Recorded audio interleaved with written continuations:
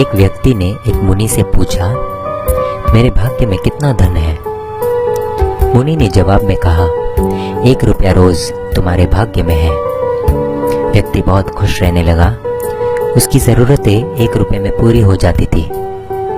एक दिन उसके मित्र ने कहा, मैं तुम्हारे सादगी जीवन और खुशी देखकर बहुत प्रभावित हुआ हूँ और अपनी बहन की शादी तुमसे करवाना चाहता हूँ।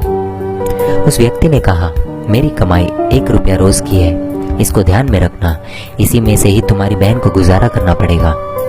मित्र ने कहा, कोई बात नहीं, मुझे रिश्ता मंजूर है। अगले दिन से उस आदमी की कमाई 11 रुपया हो गई।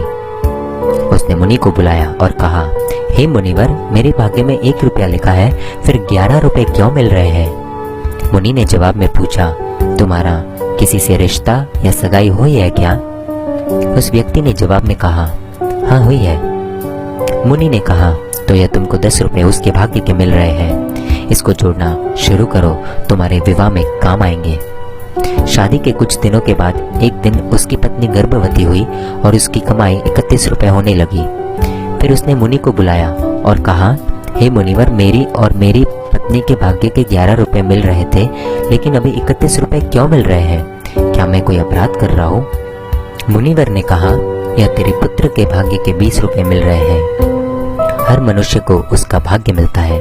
किसके भाग्य से घर में धन दौलत आती है हमको नहीं पता, लेकिन मनुष्य अहंकार करता है कि मैंने बनाया, मैंने कमाया, मेरा है, मैं कमा रहा हूँ, मेरी वजह से हो रहा है। इसलिए हमें कभी अहंकार नहीं करना चाहिए, क्योंकि हमें खुद नहीं पता है कि हम किसके भाग्य का खा रहे हैं।